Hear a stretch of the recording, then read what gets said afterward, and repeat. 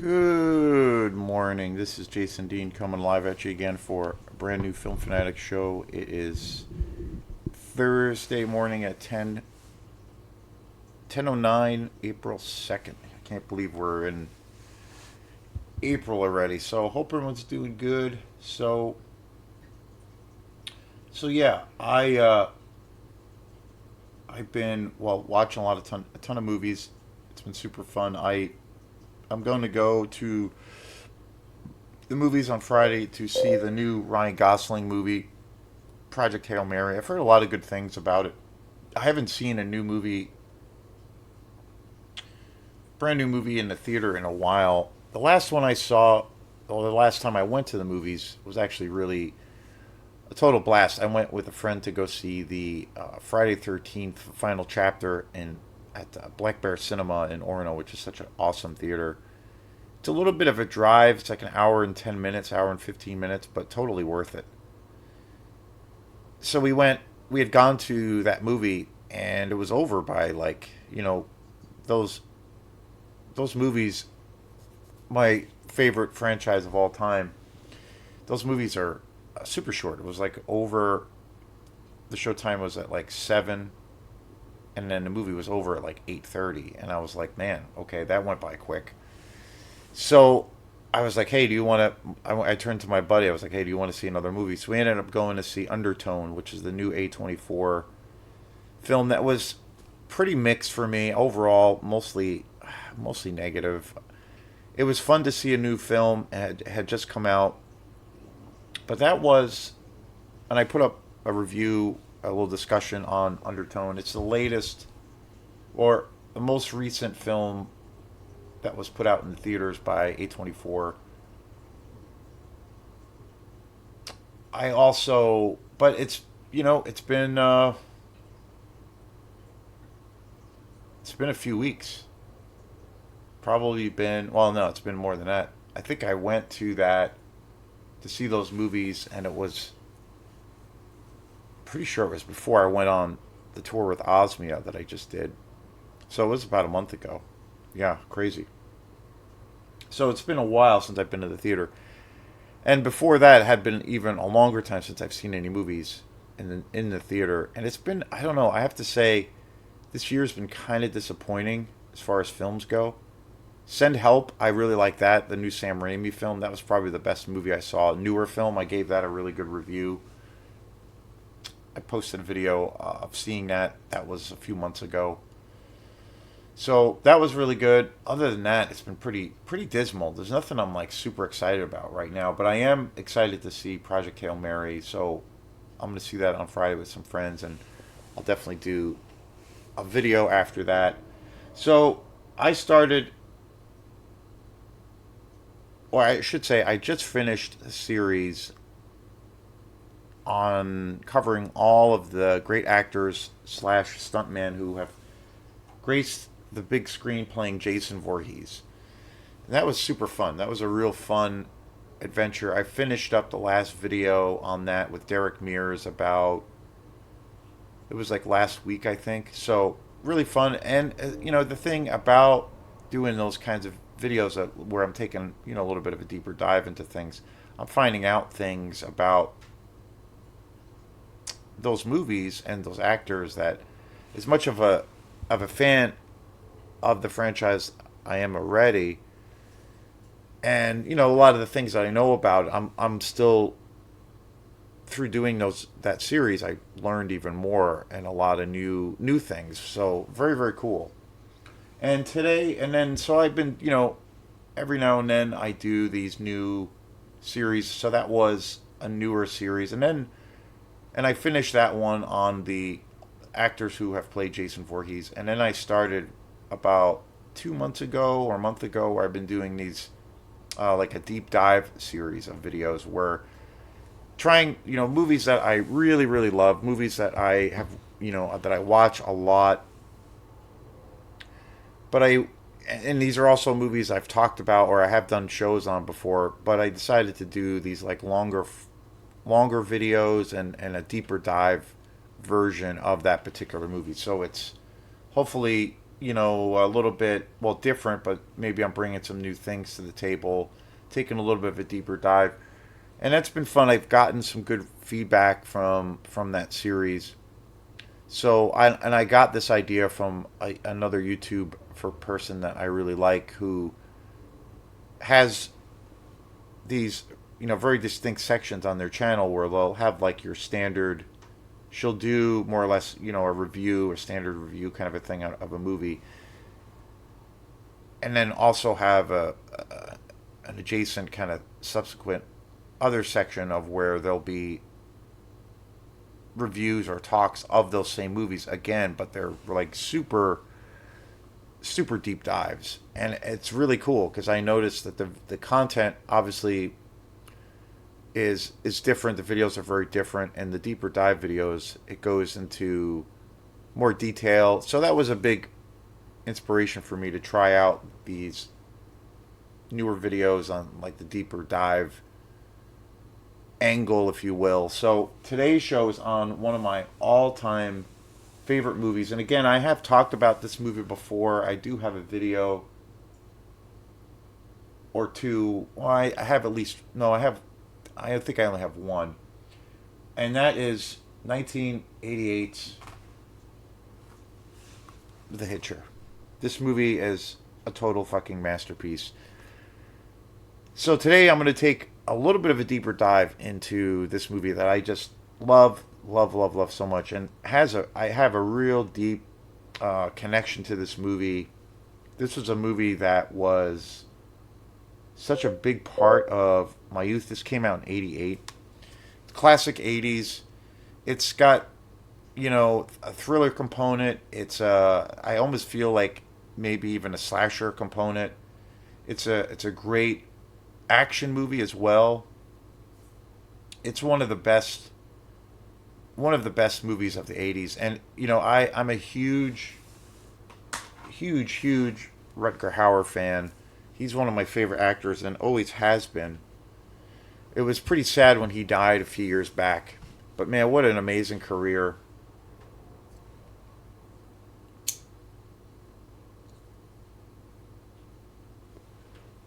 I've always felt like he was one of those actors that was just right at that spot of where he was kind of going to, become a big time actor in the United States. But I always feel like he kind of, I mean, he is very well known, and for me, he's always been one of my favorites. But I always thought like he was at this point in his career where he was going to be like completely embraced by the American Hollywood world and become kind of like a household name. And I feel like even though he sort of did, or it sort of has to some capacity, a lot of people know of him, and rightfully so. And he's gotten so much great praise over the years. Still, like, kind of under the radar, I think. And never has been given that maybe his proper due or the proper respect. So, but I think that it makes his career even that cooler because he was so prolific. It was the first movie that I saw with Rutger Hauer. Seeing The Hitcher was my introduction to Rutger Hauer as an actor. I was enamored with him. He was so terrifying. It's such a complex character as well. This movie, again, this came out in '88, and I used to watch this movie religiously as a kid. It was always on back in the day before, streaming, when we had television networks, cable. Cable was this new thing where you could watch movies, pretty much, well, HBO mostly, where you could watch movies at home and you pay for a subscription. You watch movies at home and they were uncut. A lot of movies that were on network television were censored or cut or edited for television. And then you had TV movies that were made at that time, and they had to really stick to because of the ratings board and the obvious thing of being a television network, they had to really censor, the content, or really they were limited to where they could go. And now it's gone so far the other way with streaming television shows where essentially they have most of them have an R rating and they can kind of go anywhere where they want. I personally feel like, I don't know. I think it's an interesting thing when you do have, sometimes you do have a limitation to how far you can go, and you have to really kind of repurpose on how you want to tell the story. And I think there were so many great television movies back then that came out in the 70s and 80s because of those guidelines. They almost made those movies or better, television movies better. Even though I do think there's great movies coming out now, but it's an interesting, I don't know, it's an interesting discussion, I sometimes think. But as a kid, I grew up watching VHS. That was my prime time, formative years as far as watching movies. And as a family, we had HBO, Cinemax, and a few other, USA Up All Night, and then the USA Network. They had a series called USA Up All Night, which would show all kinds of great, crazy exploitation movies late at night. And ABC, NBC, all of those other things. But I think we only had like three cable channels. But HBO, and I remember as a kid, my grandmother, we lived right across the street from my grandmother. She had cable before we did. We just had standard television. We did have a VHS player, and we did watch tapes at home. But for some reason we didn't get HBO or any of those cable networks until a few years after. So I remember going over to my grandmother's, like we would go over there for pizza night or dinner night, and we would watch HBO. And I remember it was wild because I remember seeing movies like Scarface and Die Hard, the first Die Hard, uncensored. And I remember especially seeing Scarface, and that was at that time probably the most graphic movie. Even though we looking back and watching it now, there are some very short cuts, so you don't actually see. I mean, the most infamous scene is the chainsaw scene in the bathroom, but still, it was so brutal and so frightening seeing that as a kid. And even though it really was kind of edited, it still holds up. It's still But that, I remember that was the first movie I ever saw that had graphic violence in it. And Hitcher was one of those movies that I remember seeing as a kid over at my grandmother's, watching a lot of these movies at a very, very young age. Maybe a little too young, but I don't know. I think I turned out relatively okay. So, and then we eventually got cable, and we got HBO. And I remember The Hitcher was on HBO all the time, and I would watch it all the time. I had seen The Hitcher so many times.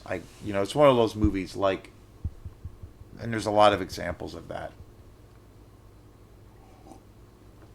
It's one of those movies I've seen over the years that I could not give you a number on how many times I've actually seen it. And then I remember even when VHS became a thing, renting it on VHS, we used to watch it. The Hitcher was a big and popular film for at my house with my family. My mom and dad always loved The Hitcher. The thing I remember the most about watching The Hitcher was first and foremost the atmosphere. I just love the cinematography of this film, and the whole atmosphere. The whole film takes place in the desert, in Texas, I believe, and it's so barren and desolate, but it's so creepy and scary, but beautiful at the same time. And I remember as a kid, and then the main thing, obviously, Rutger Hauer as an actor. My first time seeing him, and just how he was just so absolutely incredible. I think it's, and again, I'm gonna, this is a deeper dive video, so I'm gonna go into, a lot of the great films that he's done, as well as some of the other actors in this movie. But at the end of the day, I'd say The Hitcher, starring Rutger Hauer, is probably my favorite Rutger Hauer film overall. I also absolutely, one of my all time favorite movies of all time is Blade Runner, of course. I did not see Blade Runner until quite a few years later. I don't think I saw Blade Runner until I was in college. No, no, no, I should say high school. But definitely, The Hitcher was the first Rutger Hauer movie I ever saw. And those were the two things that really stuck with me, was just his riveting performance, but then just the sheer atmosphere of the movie, just that sense of dread and horror. And this movie really much has those elements of. I think it's really suspenseful. It's got great action. It's it's got horror elements. Obviously, I almost feel like there's elements of this movie that from like the slasher genre as well. So it's just great. It's just so great. And I bought it was probably only a year ago. Other than seeing The Hitcher on HBO, which they would show pretty good quality versions of their films, and then obviously seeing, I saw it a bunch of times on VHS, and I don't think I ever saw. I might have, though, actually, now that I think of it, but I can't really remember pinpoint when. But I'm pretty sure I did see The Hitcher on DVD, but I never owned it. It was mostly watching it on HBO as a kid, and in VHS. Numerous times, like over and over again. And I might have seen it once or twice on DVD, but I don't remember it. I don't really remember if I did or not. I think my folks own a copy of it on DVD, and they eventually bought a copy of it. But it was about 2 years ago that I finally got The Hitcher on Blu-ray, and this was a movie that I had been wanting to get for a super long time. I guess there was a long period of time. This film has become a cult phenomenon. It really, I do. This movie was very successful when it came out, but over the years, it's really grown. There's like this cult following around this movie. And I remember hearing that there was kind of a demand for this movie to be released on Blu-ray and 4K. And for whatever reason, it just wasn't put out on Blu-ray or 4K. I don't believe for quite a few years, until fairly recently. And I remember seeing a couple of YouTube guys review The Hitcher, and then also believe the 4K version. And I was like, man, I gotta get this movie. I gotta get this movie. This movie is one of my all-time favorites. There was a remake of The Hitcher that came out a few years back, which is absolutely terrible. It's so awful. I remember seeing that on DVD, and I was just like, this movie just it's a joke. So I was very, very eager to finally get this, and I got The Hitcher finally on Blu-ray about 2 years ago, and it's unbelievable. It's, again, I've said it many times, but I can never say it enough. It literally, as many times up until buying this on Blu-ray, literally was like watching it for the first time. There's so many scenes. Well, mostly the beginning, the opening of the Hitcher, where it's very, very dark. And I always thought, watching The Hitcher on VHS or whatever, or even on cable, it was so dark at times that it was really kind of hard to kind of see what's going on.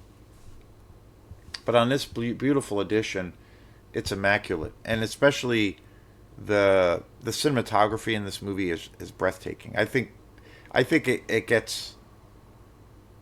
I think as a movie, I think this movie is underrated for just being such a well crafted movie, and the cinematography is so breathtaking in this movie.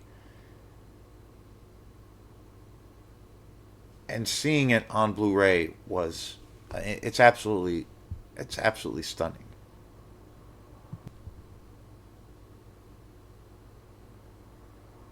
First up, first actor, of course, I want to talk about is Rutger Hauer. He was born in the Netherlands, and his 170 movies to his to his role as an actor. He's been in 170 movies, which is just wild,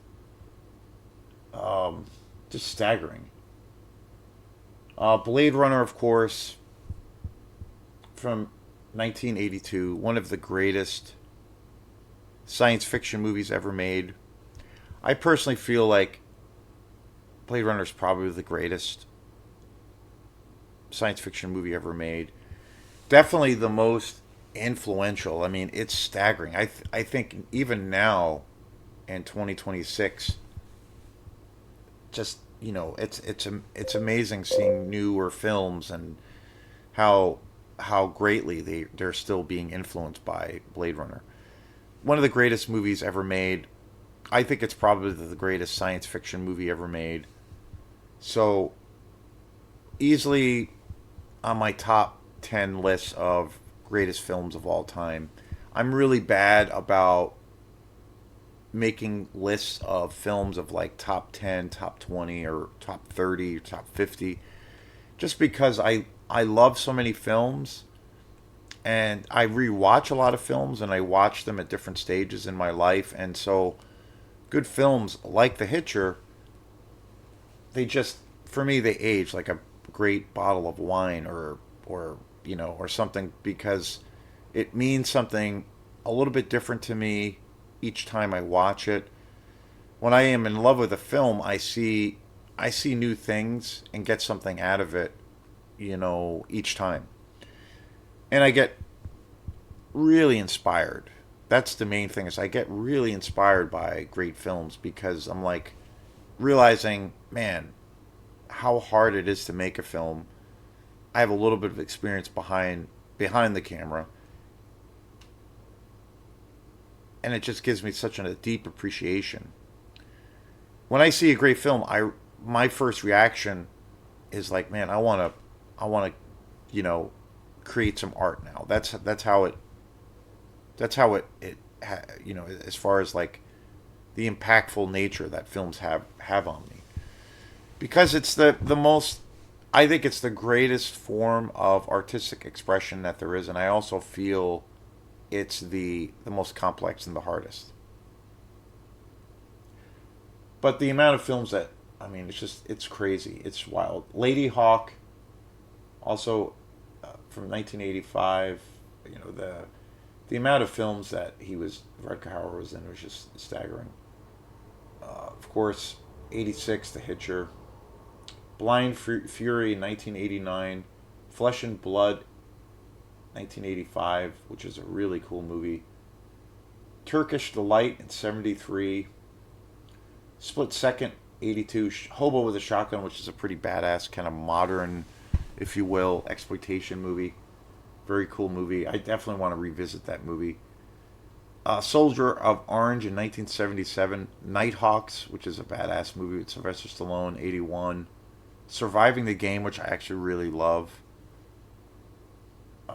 Yeah, with Ice T. It's super cheesy, but I really love that movie. Gary Busey. That came out in '94. I remember seeing Surviving the Game in the theater because at that point I was just anything with Rutger Hauer I would see, and I remember seeing that in the theater in '94. And it's basically well at that time when it came out, I have it on DVD. I would love to get that get an upgrade, but I love that movie. It's super cheesy, but it's just great. So, and it's cool because that's a, at that time it's a modern adaptation of the Most Dangerous Game, which is a great story. He was also in Batman Begins. He's fantastic in that movie. I always forget that he was in that. That came out in 2005. Wanted Dead or Alive in '87, great movie. He also did a series of films with Gene Simmons from Kiss, which is really funny. And I think Wanted Dead or Alive, Gene Simmons was in that as well. Gene Simmons went through this weird phase in the '80s and in the mid to late '80s where he was like becoming an actor, and he was in a lot of like cheesy action movies, and I believe he was in two movies with Rutger Hauer.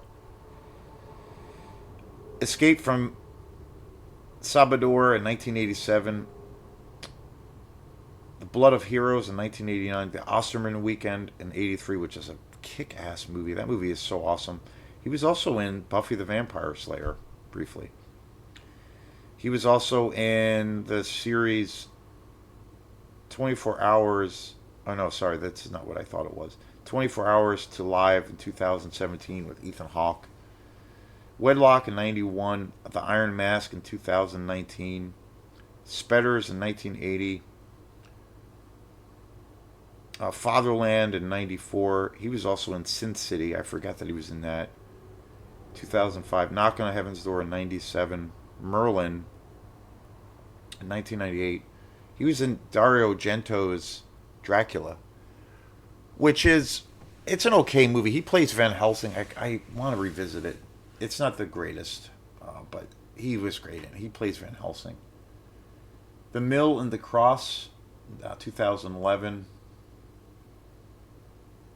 The Heineken kidnapping in 2011. Also, the Sisters Brothers, 2018. Samson in 2018. Dracula 3: The Legacy, 2005. Omega Doom in 1996. Breed Apart, '84. Admiral, 2015. He was in the I guess it was a modern, or at least at that time, like a remake of the Poseidon Adventure. 2005. The Sonata in 2018. Eureka in 1983. Past Midnight in '91. The Call of the Wild Dog of '97. Barbarossa in 2009. Blindside in '93. Crossworld in '96. This is crazy. Crazy. Hostile Waters in '97. The Future 2013. Just insane. And I know some of these have been left out. Some of those movies have been left out. He was also in a bunch of television shows at one point too. Florus in 1969. It's crazy. The Tenth Kingdom in 2000. He was also in the series Merlin. '98. The Last Kingdom, which was a series from 2015 to 2022. He was also in the remake of Salem's Lot in 2004. Smallville, he was in that series for a brief period of time. True Blood as well. Channel Zero from that ended at 2018. Desert Law in '91.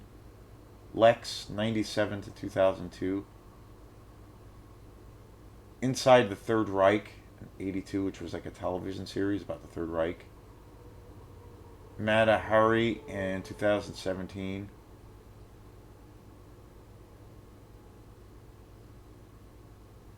Flight of the Storks in 2012. Just wild. I mean, just so prolific.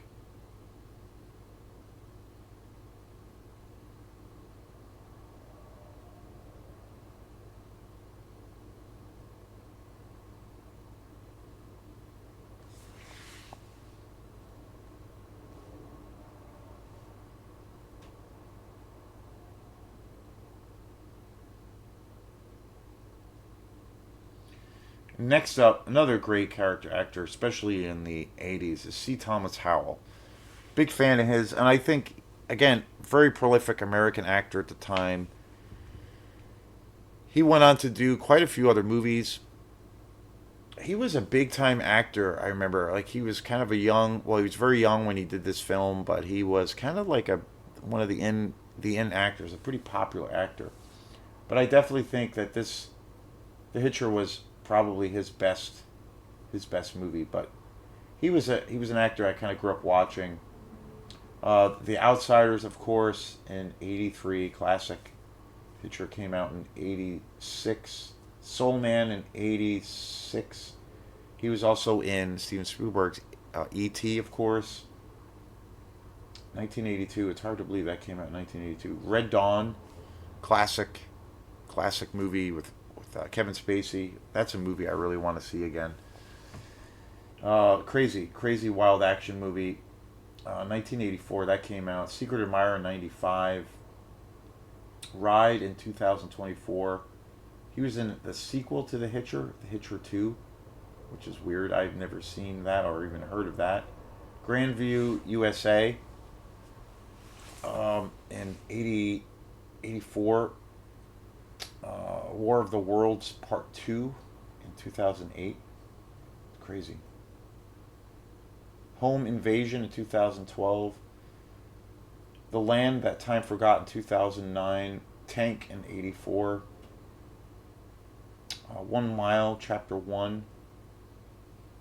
Kid in 1990. The Hillside Strangler, 2004. The Da Vinci Treasure in 2006. A Killer Within, 2004. Killer Bees, 2002. Dead Man Standing. I mean, just crazy, crazy prolific. I think he's still pretty active too. He was pretty young when he made The Hitcher. Again, that's one of the strengths of The Hitcher is the cast. I mean, just I really think that the cast for The Hitcher is it totally stacked. Some of the best actors around. And this next actor, especially, this is totally the case. Jennifer Jason Leigh was also in this film. One of the greatest actresses of her generation. Amazing, amazing actress. Huge fan. So prolific, so versatile. I do believe she's won the Academy Award for a few projects in the past, or for a few films. But unbelievable. She was in The Hateful Eight in 2015, Tarantino's Western. Oh, amazing. She's so amazing in that film. But the amount of films and the different movies that she's been in over the years is staggering. I definitely feel like she's one of the greatest working actresses ever, and especially of her generation. Of course, she started out in the '80s, like most of these actors did. Fast Times at Ridgemont High, 1982, classic. Hateful Eight, 2015, just unbelievable. One of my favorite Tarantino movies. Single White Female, '92. Atypical, which was a series from 2017 to 21. The Machinist with Christian Bale, pretty intense movie. 2004, she's great in that too. She was in Annihilation, I think, too, as well. Fucking fantastic movie. 2018, Dolores Claiborne, really great movie. '95, LBJ, 2016. She was in the television show Fargo too for a while. Night Always Comes, 2025, which is a more recent thing she's done. And of course, The Hitcher, masterpiece, '86. Existence, David Cronenberg's film, which is a really, really wild movie. '99. Something Very Bad Is Coming, which was another series in 2009. She was in the series Weeds from 2005 to 2012, which is wild. Backdraft, Ron Howard movie. Very cool movie. 1991, Rush, which is awesome. Such an awesome movie. '91. The Hudsucker Proxy, Coen Brothers movie, I believe. '94. Flesh and Blood, also with Rutger Hauer. directed by Paul Verhoeven. Killer movie. That's a movie I really want to see again. They both. They went from Flesh and Blood, and from that movie they both Jennifer Jason Leigh and Rutger Hauer both starred in that film, but then they also starred together in The Hitcher. That was their next project. That came out in '85. She was also in Twin Peaks throughout the series. Buried Alive in 1990. She's also in Road to Perdition, which is a killer movie from 2002. I mean, just crazy. Miami Blues in 1990. Um, Easy Money in '83. White Boy Rick in 2018. Well, Last Exit to Brooklyn, really great film. I haven't seen that in years. In '89, she was in one of the Amityville horror films, Amityville: The Awakening in 2017. Margaret at the Wedding in 2007. Possessor in 2020, which is, I believe, that was directed by Brandon Cronenberg, David Cronenberg's son. Man, it's just crazy. The Last Letter in '96. I mean, jeez. Greenberg, 2010. Pool Man in 2023. Bastard Out of Carolina in '96. Eyes of a Stranger in '81. Georgia in '95. Very cool movie. Shortcuts in '83. 1,000 Acres in '97. Just wild. What a career. What an absolutely amazing career.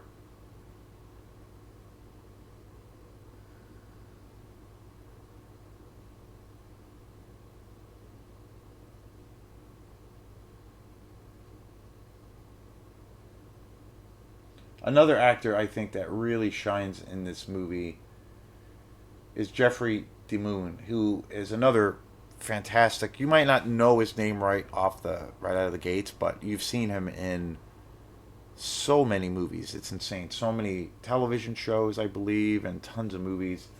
But Jeffrey Jeffrey DeMon is fantastic. The Mist he was in 2007, Six Souls 2010, The Green Mile, so many iconic films. 1999, Citizen X, so awesome. About that is such a great movie. He plays Citizen X, which is a movie that HBO. Donald Sutherland is also in it, I believe. Really great movie, but it's about this serial killer in Russia, and Jeffrey DeMoon plays the killer, and that movie is like it's a frightening movie, based on a true story. Really great, Citizen X. Mob City, and that came out. Citizen X came out in '95. Mob City in 2013. The Majestic, another great movie, 2001. The Blob remake, which is one of the best remakes ever. It's better than the original, I think, even though the original is still great. That came out in '88. Um, Christmas Evil, 1980. Great movie, great movie.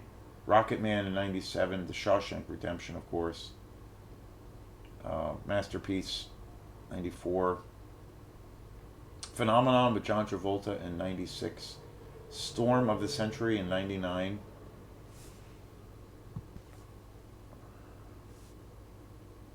He was in the television show The Walking Dead, which I didn't realize as well, up until 2022. Francis in 1982.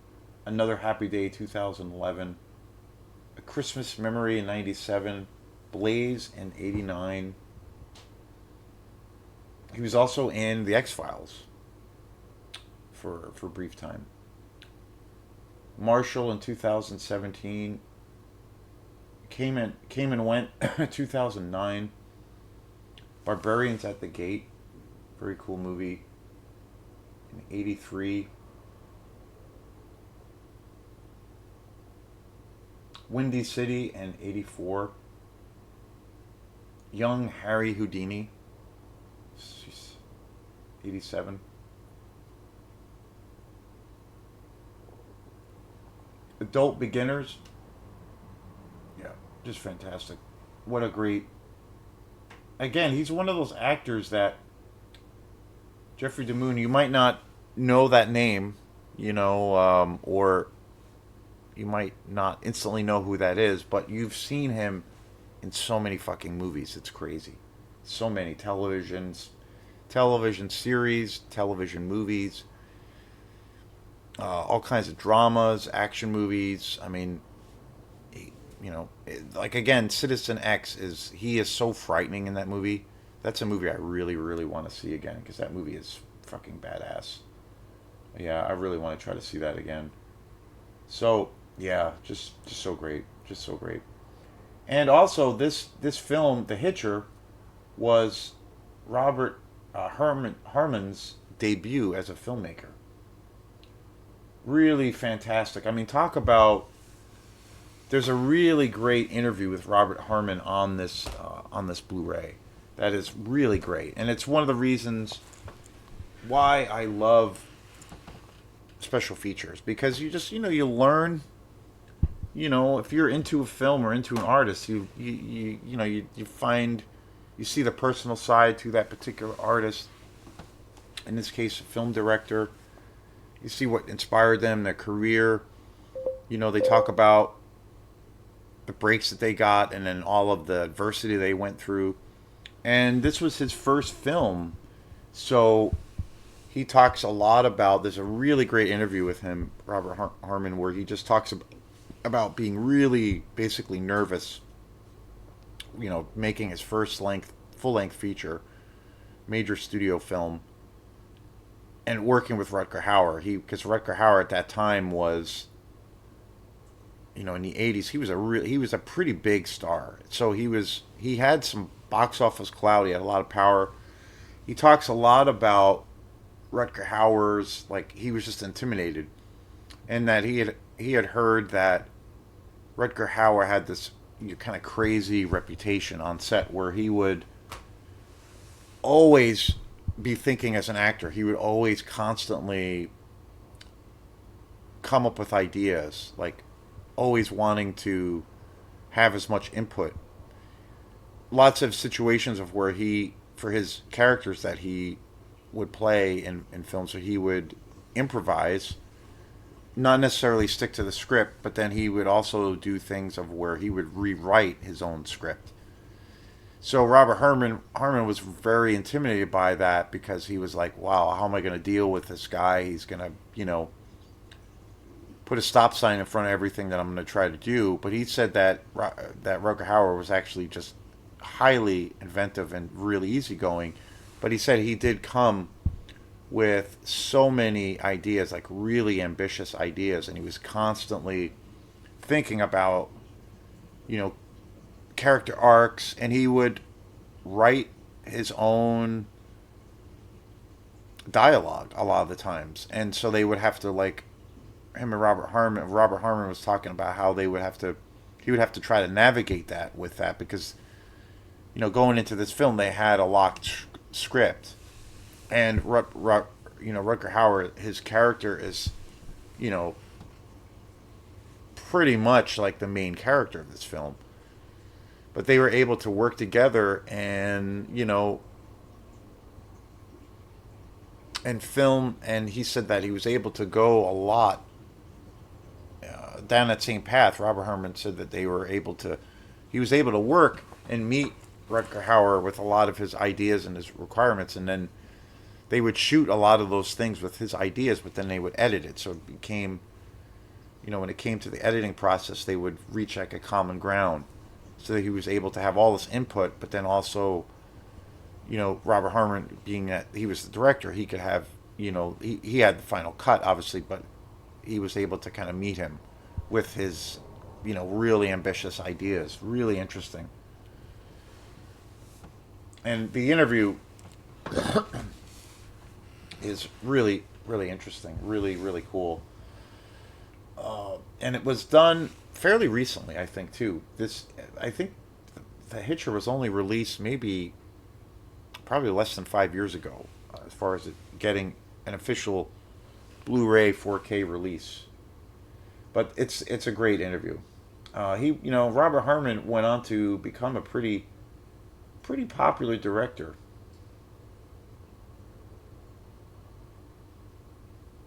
Mostly, it seems like he worked on a lot of television shows. One show that he worked on was Jess Stone, which was a television series with Tom Selleck, which is kind of funny. He went on to do many episodes of that series. Also, he did a few other films. The Highwayman in 2004. He also went on to direct a Van Damme film, Nowhere to Run in '93, which is pretty funny. He also did a horror film, They, in 2002.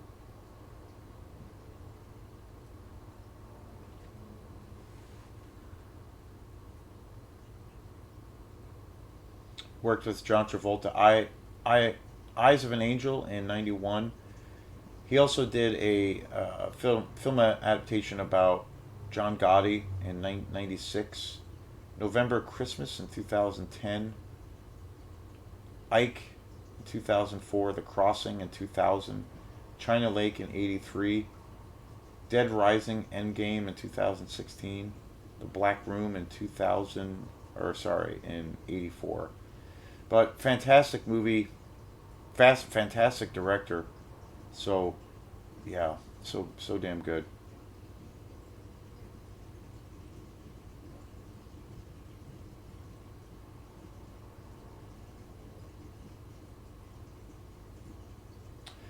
The other really cool component, well, two more components that I really want to get into since is the deep dive. This is a deep dive video. Is the music for the Hitcher and also the cinematography, because I feel like the music is an important part for this movie, along with creating the atmosphere, a sense of dread, creating that suspense. Mark Isham was the composer for The Hitcher.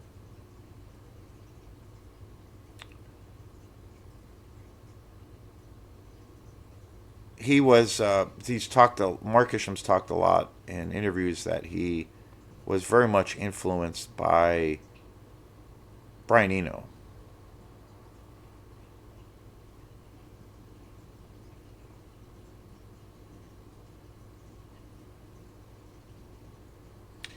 Kind of in this style too. Like there's a lot of electronica in this film, in the film score, so very much you can hear that's an obvious Brian Eno influence.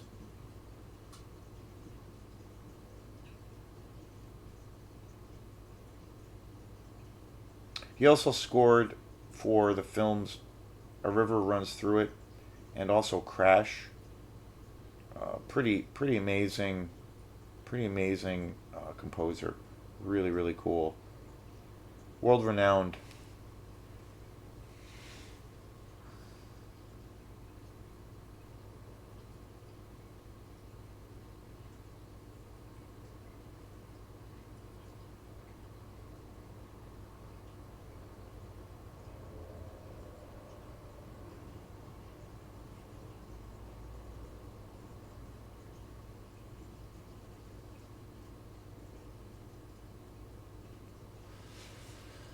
Finally, the cinematographer for The Hitcher. Again, I feel like the whole atmosphere is so powerful for The Hitcher that makes the cinematography and the music I feel are just so integral to this movie because it's such a atmospheric movie. And again, I've always talked about that aspect of a movie. Like it can be a movie that I just think, is maybe the writing is not very good, the editing could be really schlocky or shitty, even the actors might not be very great. But if the movie has this like really cool kind of engaging atmosphere, and it's strong enough to like keep me, you know, watching the movie, I will probably come away with actually just really enjoying the film. I feel like it's such a powerful thing.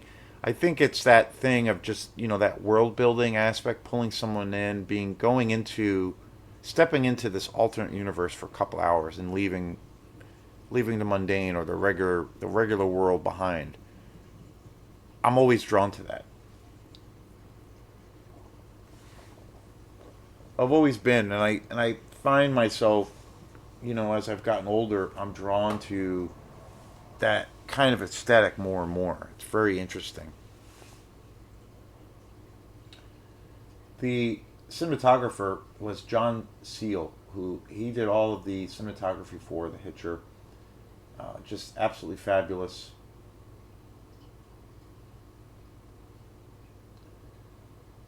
He went on to do all kinds of movies, and I believe one has won some Academy Awards.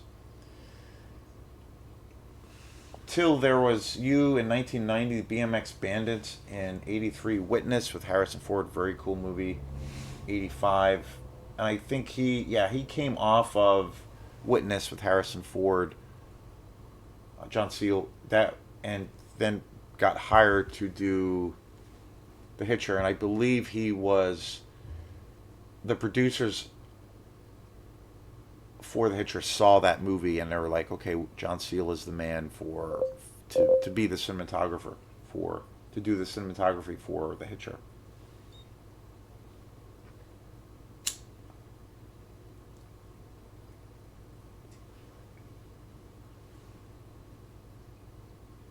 Very cool movie. I'd love to see it again. Survivor in 81, At First Sight in 99. He also did the cinematography for The English Patient, which was a massive movie with Ray Fiennes in 1990.